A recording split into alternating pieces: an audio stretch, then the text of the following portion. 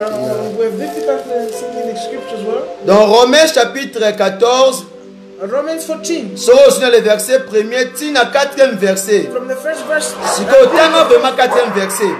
Let's read the 4th verse. Ezoloba ete. He's saying that. Tangela ngobiso. Who are you to pass judgment Who are you of another? Yo nani? Who are you? We ba verset oyo. Do you know that verse? Batangi komba mutu nini wana? Did they which whose name? Batangi moto simple. Did they state a simple batangi un serviteur, un ministre, un ambassadeur de Dieu. They said de Christ. An ambassador of Christ. Siko soki osala yango. Now if you do that. Soit réponse wana verset oyo. Take that answer. Sika yango na commentaire.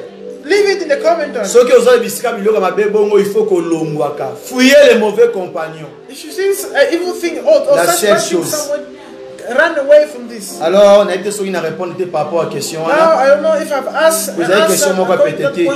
C'est il faut expliquer avec des détails précis. Because it needs to explain with detailed precision. Ce qui est dans la sous-question, dans la question. I don't know if there's some other question that are birthed from this question. Alright, bon, question mususu ya kopakisa na kati ya question oyo ezali ke ndenge sikoyo boti koloba ke tokoki ko juger bango te. Est-ce que wana siko bozomona te ke tozo encourager bango ba continuer na kokwea na kosala eloko mabe. Est-ce que eloko nini tokoki kosala soki tomoni basala nzambe bazo beta libanda? Eloko nini tokoki kosala en tant que des enfants de Dieu? Alors merci pour la question, merci pour la sous-question oyo. Thank you for this another question.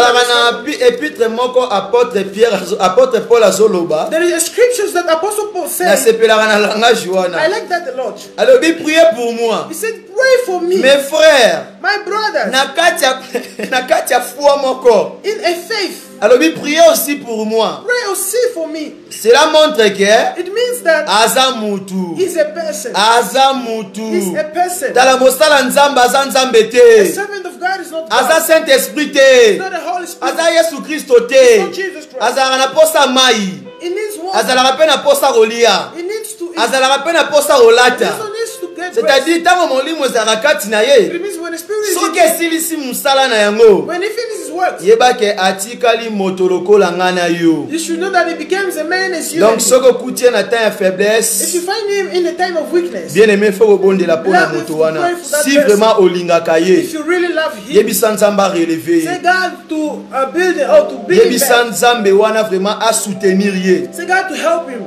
Vraiment. Beloved. Donc what to do is this. Apôtre Paul a singaki pe prière. Because Apostle Paul also asked to pray. Pour yeba ki réalité ministère. Because he knows the reality of a ministry. Oui so okuti mosala nzamba betili bakwa kwei. Beloved, if you find a man of God. Et comme sujet no ya gloire te. Let it not be your subject of God. Eza des prix Ancien Testament. It is from the Old Testament. Deba verset wana pesama.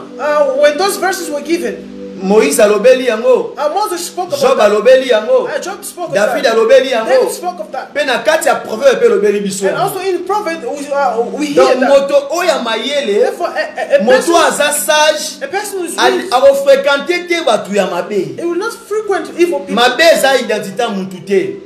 Something wrong is exactement nde mutu osala pratique wana mabe. It's only when a person is doing something. Mutu mabaza na mabe mukolo nyonso te. Because a person is not always. Waza na tala la rape pongi. Because sleeping and doing other things. Ouais, c'est un peu ça. It is like donc c'est très important. So what is important? Nazongeli sur Romain. I go back to Romain. Na moni do botanga ki yango bien te. We don't read it nicely. Let's keep on reading it. Bozo réponse tina suka vraiment. Let's get the answer till the end. Na suka verset Roman verse chapter 4 et chapter 14. Romans chapter 14. Le verset 4. Verse 4. Et Zoloba était. He says that. Qui es-tu? Who are you? Toi qui juges un serviteur d'autrui.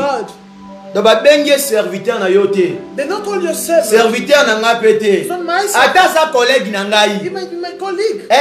Asa serviteur na nga te. It's not my chef. Ngate mutu na tsaye mafuta wana mutu. It's not me that I've. Ngate mutu na benga kaye. It's not me that I've. Ngate mutu na ponaki ye. It's not me that I've chosen. Donc tu encourager ma bête. So we're not encouraging. Chishima ya biso basala nzambe. The judgment of us. Et ça double kolenga kutu ya bino. Even donc soki osala mabe na ye. if you're doing something tika ye. leave him. Azan li foot na ye. Yes, his own salary. Azan li foot na Yes, ye. his own salary. On a retour à Maranatha. Because Maranatha ko Jesus foot à will mutu come na back. mutu. Selon musala oyo to bande ko sala. He's gonna pay each and every one of us. Il according faut to jamais what oublier that. cela. We should not forget that. Verset à ce que l'obina bisoni. At the verse 4 says to us that who are you to pass judgment on the servant of another? It is before his own master that he stands all false. Yoka, soki a telemi to pe soki a kwei. And he will be upheld, for the master is able to make him stand. Etali maître na ye, etali yote. It is up to the master, not to you. Qui est maître? Qui est maître d'un serviteur? Who is the master of a servant? Ce n'est pas même mutu atie mafuta na mutu. It's not even the person who Mais is ça even mutu putting oya the oil benga ye. on the head, but the Mutu person oya that is ye called. qui na kombo na ya The vami person who yeba. knows the person in his Et name. cet homme c'est His Jésus-Christ. name is Jesus Christ. Est-ce que na ebite na pesi bino réponse te? Did I Te give comment it? na suka makomi? Let's read till the end. Let everyone says, and he will be upheld, for the master is able to make him stand. Abi donc Zambe ndako yeba ndenge nini ya kotombola ye yote. Ata ozo conseil ozo lendisa ye. God is the one who knows how to stand in front of continue.